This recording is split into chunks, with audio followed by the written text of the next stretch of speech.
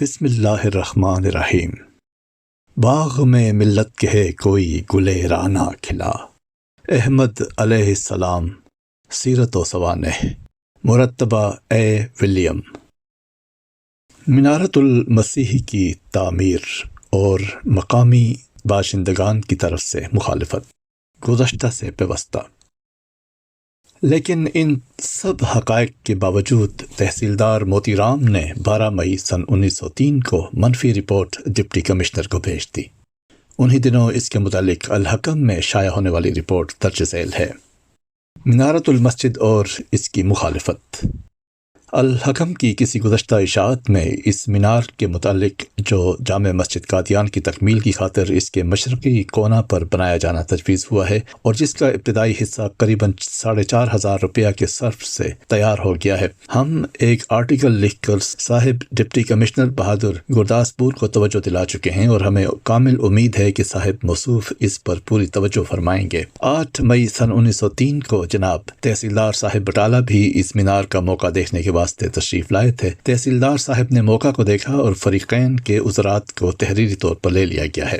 ہمیں یہ معلوم کر کے بس افسوس ہوا کہ مینارہ کے متعلق کسی ذمہ دار آفیسر نے اس قسم کی رپورٹ کی ہے یا بعض لوگوں نے ایسا کہا ہے کہ وہ ایک سیرگاہ ہوگا یا بطور تماشا لوگ اس پر چڑھیں گے۔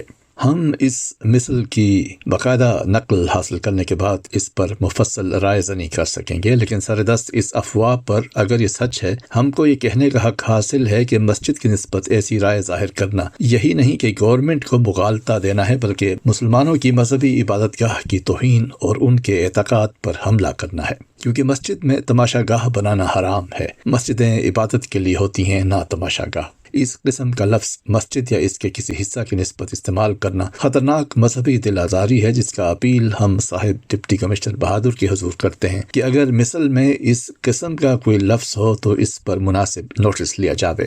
سردست ہم صاحب ڈپٹی کمشنر بہادر کی توجہ کے لیے دہلی کے بیدار مغز صاحب ڈپٹی کمشنر بہادر کا ایک تازہ فیصلہ ایک مسجد کی تعمیر کے متعلق پیش کر کے آپ کو اس معاملہ کے متعلق غور کرنے کے لیے مدد دینا چاہتے ہیں۔ دہلی میں اس قسم کا ایک مقدمہ میونسپلٹی میں پیش ہوا ہے، نوعیت ایک ہی قسم کی ہے، اور ہم امید کرتے ہیں کہ اگر صاحب ضلع دہلی کے فیصلہ پر غور کیا جاوے گا تو میجر ڈالس صاحب بہادر کو اچھا موقع ایک فیصلہ کے لیے مل جاوے گا۔ چنانچہ اس مقدمہ کے حالات حسب ذیل ہیں جو کرزن گزٹ مطبوعہ 8 مئی سن 1903 صفحہ 4 میں بتفصیل درج ہیں۔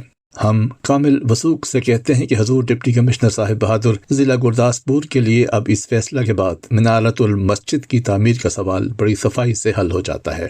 اس سوال کے باضابطہ حل کیے جانے کے بعد ہمیں ضرورت پڑے گی کہ صاحب ڈپٹی کمشنر بہادر کو اس راز سے آگاہ کرنے کی کوشش کریں جو اس مخالفت کی تہ میں ہے۔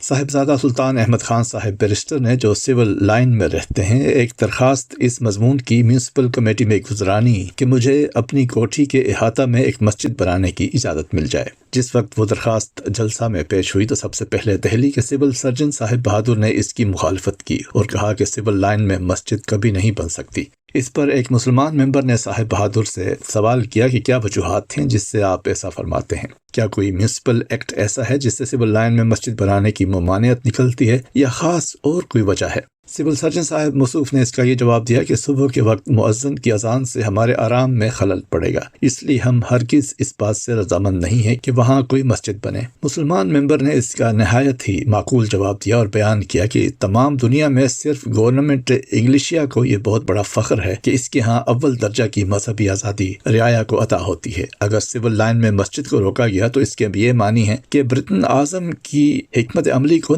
صدمہ پہنچایا گیا۔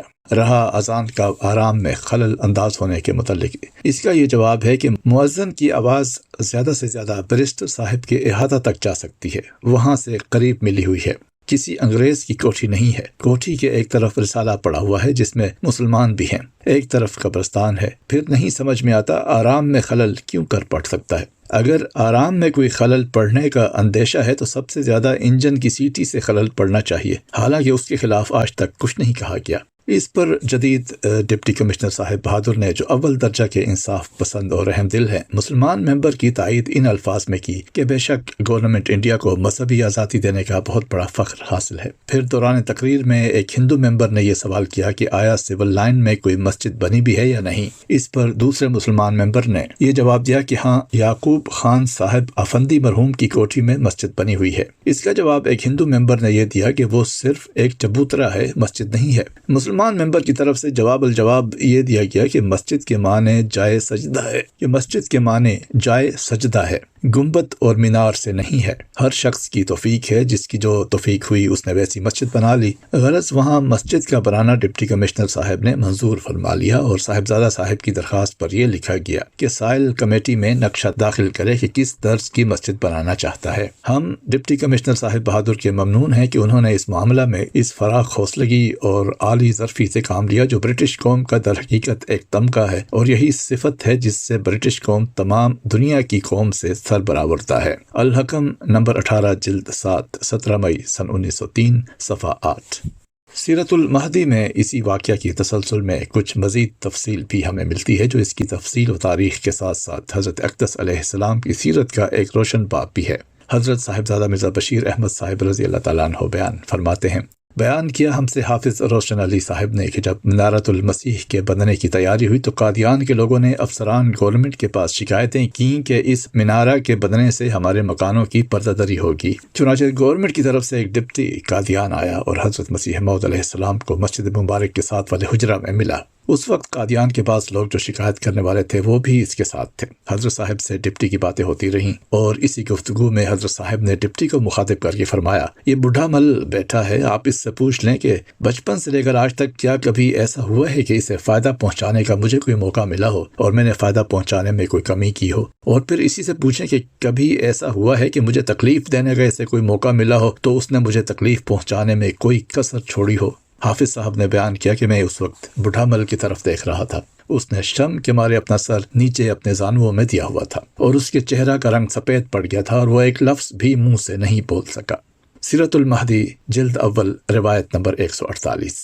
جیسا کہ ابھی بیان کیا گیا ہے کہ تحصیلدار نے حقائق کو نظر انداز کرتے ہوئے ڈپٹی کمشنر کو منفی رپورٹ بھیجی، لیکن ڈپٹی کمشنر ایک منصف مزاج اور دانا شخص تھا۔ تمام رپورٹس کو پڑھتے ہوئے اس کو معاملہ کی تہ تک جانے میں کوئی مشکل پیش نہیں آئی ہوگی۔ 12 مئی کو بھیجی جانے والی رپورٹ پر اس نے اگلے ہی روز یعنی 13 مئی سن 1903 کو تحصیلدار کی رپورٹ کو مسترد کرتے ہوئے مینار کی تعمیر پر کیے جانے والے تمام اعتراضات کو مسترد کرتے ہوئے تعمیر کے حق میں فیصلہ دے دیا۔